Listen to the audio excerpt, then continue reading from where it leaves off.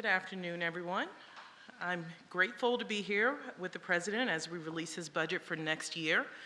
As the Director of the Office of Management and Budget, I deal with a lot of numbers and charts and graphs, and they all matter. But that's not ultimately what budgets are about. Budgets are value statements. They're about the kind of country we want to be and the type of future we want to leave our kids. And from day one, the President has been clear that my job as OMB Director is to ensure that the government delivers for all people and that our budget reflects our national values and priorities. I'm proud to say that's exactly what this budget does, invest in the American people in a fiscally responsible way. This budget will help ensure that prosperity is broadly shared, that we continue growing the economy from the bottom up and the middle out, that we make sure it works for working Americans who've been left out and left behind, who haven't benefited from the economic progress they helped make possible, that we are prepared to meet the full range of challenges and opportunities ahead of us. And it's a budget that includes proposals all Americans can come together around and that speak to our country's values at its best. And that's why it's my honor to introduce the President of the United States, Joe Biden.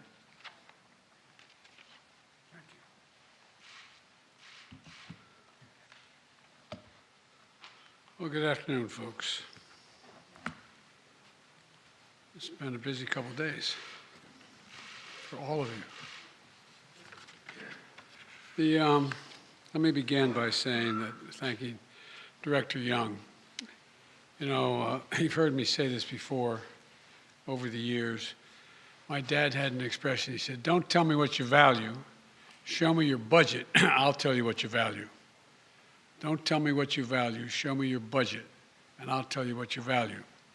Well, the budget I'm releasing today sends a clear message to the American people that what we value. First, fiscal responsibility. Second, safety and security. And thirdly, the investments needed to build a better America. The first value is fiscal responsibility. The previous administration, as you all know, ran up record budget deficits. In fact, the deficit went up every year under my predecessor. My administration is turning that around. Last year, we cut the deficit by more than $350 billion. This year, we're on track to cut the deficit by more than $1,300 billion. $1,300 billion. That would be the largest one-year reduction in the deficit in U.S. history. And here's how we're achieving it, this record deficit reduction. First, we're growing the economy. We've created a record 6.7 million jobs since I took office, and we've generated a GDP growth of 5.7%, the best economic growth we've seen in this country in over 40 years. This has led to a substantial increase in government revenues and dramatically improved our fiscal situation. Secondly, this record economic and job growth has made it possible for us to responsibly and significantly cut back on emergency spending. Earlier in the pandemic, it was right to give people help to make ends meet and to keep this economy going. But because of the progress we've made dealing with these emergencies, the labor market is strong and unemployment claims are at historic lows. We ended the pandemic unemployment assistance programs because Americans are back to work. I'm calling for new pandemic subsidies for large businesses to not continue those because those businesses are back and moving again as well. But because we have to put this economy in a strong foundation, even the Delta and Omicron variants of COVID-19 and the cost of Putin's aggression in Ukraine have not required an additional fiscal package for state and local governments. But we still spend what we need to spend to continue to fight COVID. But those expenditures will be dramatically less than last year. Compared to 2020, we're reducing the size of the deficit relative to our economy by almost 2/3, reducing inflationary pressures, and making real headway cleaning up the fiscal mess I inherited. After my predecessor's fiscal mismanagement, we were reducing the Trump deficits and returning our fiscal house to order. Now, the budget I'm releasing today will continue this approach. It makes prudent investments in economic growth and more equitable economy while making sure corporations and the very wealthy pay their fair share. And I would add, nobody making less than $400,000 a year will pay a penny more in federal taxes. We can do this by, one, passing legislation that lowers costs for families on things like child care, health care, and energy costs, while lowering our deficit at the same time. We can give hardworking parents raising children tax relief that gives them just a little bit of breathing room and lowers child poverty. We can give Medicare the power to negotiate lower prescription drug prices. This will bring down the cost for seniors and reduce the deficit by hundreds of billions of dollars. Congress can do this all right now. They're debating it now. We can also restore fiscal responsibility. The Trump tax cuts added $2 trillion in deficit spending and largely helped the rich and the largest corporations. Under my plan, as I said, no one making less than $400,000 a year will pay additional single penny in taxes. No one. If you don't make $400,000, you're not going to pay a single penny in additional federal taxes. And the wealthy and corporations will finally begin to pay their fair share. For most Americans, the last few years were very hard, stretching them to the breaking point. But billionaires and large corporations got richer than ever. Right now, billionaires pay an average rate of 8% on their total income. 8%, that's the average they pay. Now, I'm a capitalist, but if you can make $1 billion, great. Just pay your fair share. Pay a little bit. A firefighter and a teacher pay more than double the tax rate that a billionaire pays. That's not right. That's not fair. And my budget contains a billionaire minimum tax because of that. A 20% minimum tax that applies only to the top 1/100 of 1%. 1/100 of 1% of the Americans will pay this tax. The billionaire minimum tax is fair, and it raises $360 billion that can be used to lower costs for families and cut the deficit. As I said, my budget also ensures the corporations pay their fair share. In 2020, there were 50 Fortune 500 companies that made $40 billion in profit combined, but didn't pay a single solitary cent in federal taxes. My budget raises the corporate tax rate to 28%, far lower than the rate it was between World War II and 2017 when it was lowered as it is today. Last year, I rallied more than 100, some of you were overseas with me, 130 countries to agree to a global minimum tax for corporations doing business in their countries, to put an end to a tax system that rewards multinational corporations for shipping the jobs and profits overseas and avoiding taxes at home. It's my hope that Congress enacts this law this year so I can sign it and we can get to work. The second value my budget reflects is security. Security at home and security abroad. My budget tackles security in two key ways. First, it secures our communities at home. This is an issue families in every part of the country face. I've said it before. The answer is not to defund our police departments. It's to fund our police and give them all the tools they need, training and foundation and partners and protectors that our communities need. The budget puts more police on the street for community policing, so they get to know the community they're policing, allows the Bureau of Alcohol, Tobacco, and Firearms and the FBI to hire the agents they need to help fight gun crime and other violent crimes in our communities, and funds body cameras and make sure police work with our local communities and are accountable to these communities. It funds crime prevention and community violence intervention, drug treatment, mental health, criminal justice reform, and reentry for people coming home after incarceration. All demonstrable ways to reduce crime and proven ways. Security also means national and international security. This budget provides the resources we need to keep Americans safe, ensuring that our military remains the best prepared, best trained, best equipped military in the world. This budget also provides additional funding to forcefully respond to Putin's aggression against Ukraine and its economic, humanitarian, and security consequences. The world has changed. In addition to dealing with terrorist organizations, for the second quarter of the 21st century, we're once again facing increased competition from other nation states, China and Russia, which are going to require investments to make things like space and cyber and other advanced capabilities, including hypersonics. And this will be among the largest investments in our national security in history. Some people don't like the increase, but we're in a different world today. America is more prosperous, more successful, and more just when it is more secure. We can restore fiscal responsibility and safeguard our security at home and abroad while meeting the third value, what I call building a better America. Let's provide universal preschool, cap the cost of child care at 7% of a family's income. Like many families, that would cut the cost of child care in half. It'll make college more affordable. My budget doubles the maximum Pell Grant. Families making under $50,000 a year to nearly $13,000 and helps more than 8 million students who rely on Pell Grants pay for college. My budget invests in building more homes to keep us to deal with the skyrocketing cost of housing for the middle class and the poor. My budget lowers family energy costs with tax credits to help people make their homes more efficient. Research and development to broaden the reach of solar and build a clean energy future. My budget also invests in other areas of bipartisan common good. I call them unity agendas. I spoke to them at the State of the Union. Beating the opioid epidemic, taking on challenges of mental health, supporting our veterans, and ending cancer as we know it. This budget includes investments to get Americans the mental health services they need, and we need them.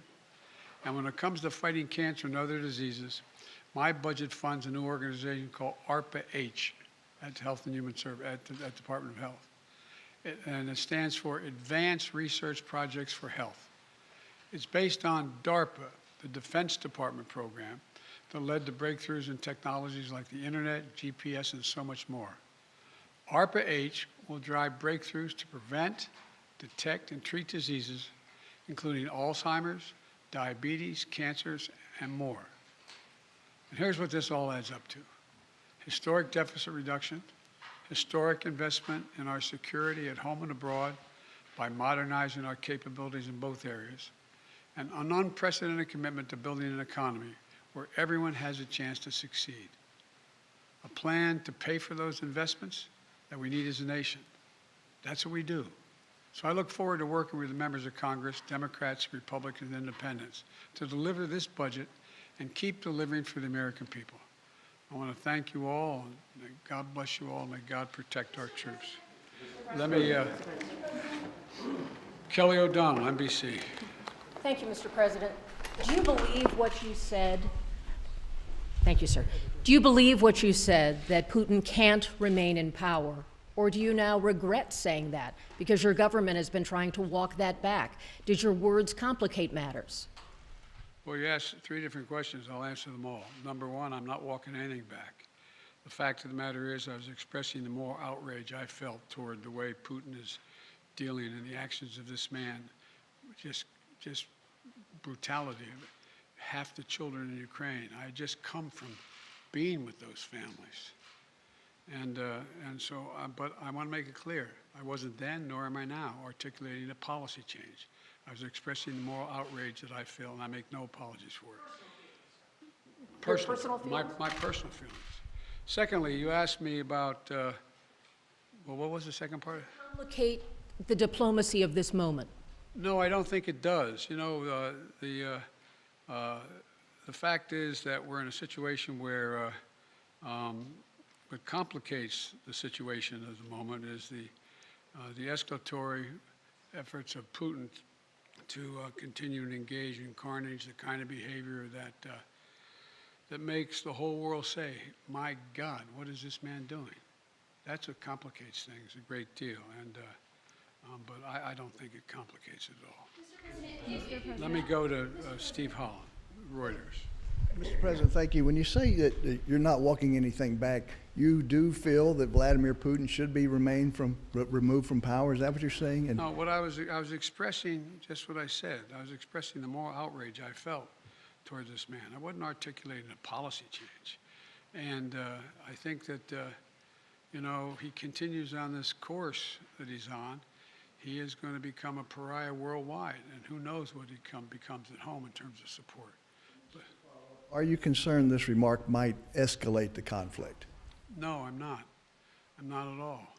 Look, and you know, look, the other thing is that a couple people have asked me as well, might as well speak to it unless you want to ask the question, but you know, that other governments have suggested that this is a problem, I'm escalating things. No. And has it weakened NATO? No, it hadn't. NATO has never, ever, ever, ever, ever, ever been as strong as it is today. Never. So if saying he cannot remain in power does not mean regime change, what does it mean in your opinion? It means that I would hope it was expressing my outrage. He shouldn't remain in power. Just like, you know, bad people shouldn't continue to do bad things. But it doesn't mean we have a fundamental policy to do anything to take Putin down in any way. What made you add that? Because that wasn't in your prepared remarks, we were told. So what made you add that at the end, Mr. President? Because I was talking to the Russian people. The last part of the speech was talking to the Russian people, telling them what we thought. And I was communicating this to not only the Russian people, but the whole world. This is just stating a simple fact that this kind of behavior is totally unacceptable. Totally unacceptable. And the way to deal with it is to strengthen and keep NATO completely united and help Ukraine where we can. Cleve, you had a question. Where is he? Thanks, Mr. President. On your budget, you've said repeatedly at the State of the Union that you're not for defunding the police. I do wonder how much emphasis you think should be put on alternative forms of crime prevention, not just defunding the police, but you know, crime reduction in communities. Oh, a significant amount. I've laid that out in detail in the budget. For example, we do know that intervention programs work. We do know that what police need, they need psychologists in the department as much as they need extra rifles. They need people who are in the department who can deal with the crisis that the police are going through as well, dealing with their crises, dealing with their mental state and how they're handling things. They need social workers engaged with them. I lay it all out. And it all works. If you see these community intervention programs, they work. They actually reduce crime. They significantly reduce crime. So that's a big piece of it. Just a follow-up. Is any of it related to political pressure from Republicans saying that Democrats are soft on crime, that you guys are careening to the left? Isn't it kind of fascinating? When I first got elected, I was being beat up because I supported the police too much for the previous 30 years. No, that's what I think. Ozma. Oh, surprised to get called. Thank you, Mr. President. Are you willing to try to meet with Vladimir Putin? And I have a quick follow-up to that. When you last met with him face-to-face in Geneva, you had described that as a productive conversation. You said that he did not want a Cold War. And do you feel, given the actions, though, that have happened over the last few months, I guess I'm asking what has changed in his mind? I don't know what's changed his mind. His behavior's changed. When we met, remember what we were talking about. We were talking about setting up a strategic dialogue and talking about the relationship of NATO and Russia and facing off in the regions and how we could have more transparency and all the rest. It was a normal discussion I had going all the way back to Kosygin and others back in 100 years ago when I was a young senator. And so what changed was nothing remotely approaching that. Remember when he first met with me, he said, I have two objectives. This is the second or third time I met with him. He said, I have two objectives. One is to make sure that they never become part of NATO, and two, to make sure there are no long-range missiles in there, in Ukraine. I said, we can deal with the second one easily, but we can't close the door on the first. Because when we talk about missiles, we want to talk about what's also on the Russian border heading toward Europe. Do both. And then if you notice that demand list of his, not with me, with others, have escalated significantly in terms of what he thinks is necessary. Thank you. We need some more clarification, Mr. President. Mr. President, thank you. Thank you very much. I know you're going to ask a really nice question. Well, it's an important question, No, I it think. Are you worried that other leaders in the world are going to start to doubt that America is back if some of these big things that you say on the world stage keep getting walked back? What's getting walked back? It made it sound like, just in the last couple days, it sounded like you told U.S. troops they were going to Ukraine. It sounded like you said it was possible the U.S. would use a chemical weapon, and it sounded like you were calling for regime change in Russia, and we know None of the three occurred. none of the three occurred. None of the three. Mr. President? You interpret the language that way. I was talking to the troops. We were talking about helping train the troops that are the Ukrainian troops that are in Poland. That's what the context. I sat there with those guys for a couple hours. That's what we talked about. So when you said you're going to see when you're there, you were not intending to I was say US referring troops. to meeting with and talking with the Ukrainian troops who were in Poland. And when you said a chemical weapon use by Russia would trigger a response in kind, It will trigger a significant response. what does that mean? I'm not going to tell you. Why would I tell you? You got to be silly. The world wants to know. The world wants to know a lot of things. I'm not telling them what the response would be. Then Russia knows the response. All right, I'm going to take two more questions. 1, 2. Mr. President. I still want to get back to your original words that he cannot remain in power.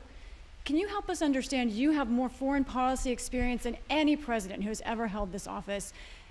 Whether those are your personal feelings or your feelings as president, do you understand why people would believe you, as someone commanding one of the largest nuclear arsenals in the world, saying someone cannot remain in power is a statement of U.S. policy? And also, are you concerned about propaganda use of those remarks by the Russians? No and no. Tell me why. You have so much experience. You are the leader of this country. Because it's ridiculous. Nobody believes we're going to take down. I was talking about taking down Putin. Nobody believes that.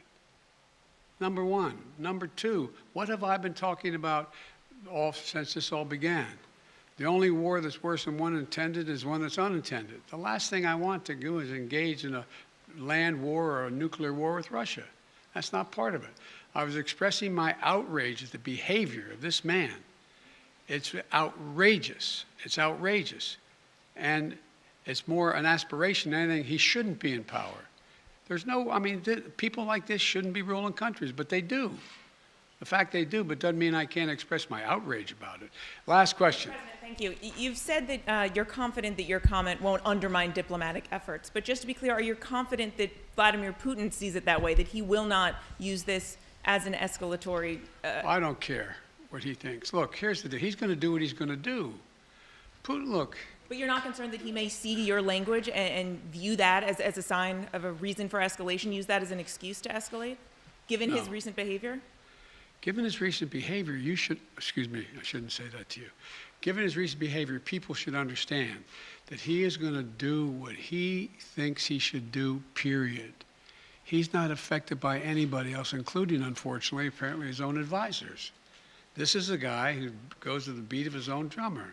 And the idea that he is going to do something outrageous because I called him for what he was and what he's doing, I think is just not rational. You didn't say whether you'd meet him again. Would you meet with President Putin No. ever again? It depends. No, it's not a question of the question is there something to meet on that would justify him being able to end this war and be able to rebuild Ukraine? That's the issue. Can you just, sorry, can you say yes or no, Mr. President, whether or not you would be willing to meet with President Putin It again? depends on what he wants to talk about. Thank you. Okay, last question. What if he wanted to talk about negotiations? Now, what if he Hello, wanted to? you said Supreme Court. Now, don't play that. Well, you can't leave that hanging. You're- Just real quick, two matters on the Supreme Court. While you were away, there were reports about the wife of Justice Thomas and texts that she had with former White House Chief of Staff Mark Meadows. Should Justice Thomas recuse himself from any cases involving the January 6th insurrection or former President Trump at this point? I'd leave that to two entities. Okay, go ahead. Oh, go ahead. Ask the second question. No, two entities. Go ahead. Sorry. One, the January 6th committee, and two, the Justice Department. That's their judgment, not mine to make. So, on Justice Thomas recusing, you don't think he should, or? I said that, I told you, those things get into legal issues. That in fact, I told you I would not tell the Justice Department what position to take or not take. And I'm not going to instruct the Congress either. And did you get any chance to watch much of the Judiciary Committee I hearings didn't get a last week? chance to see any of it, unfortunately. The fact that Republicans were questioning Judge Jackson on matters like former sentences related to child pornography cases or the definition of a woman, does that, as the former chairman of the Judiciary Committee, make sense to you? Look, this is one of the most qualified nominees ever nominated for the Supreme Court in every respect, in terms of her disposition, her intellectual capacity, her experience and background, serving on three additional courts, a woman who is totally, thoroughly qualified, and will be a great addition to the court in my view. Thank you. Thank you, sir. Do you think that Russia is behind the alleged poisoning of those Ukrainian peace negotiators?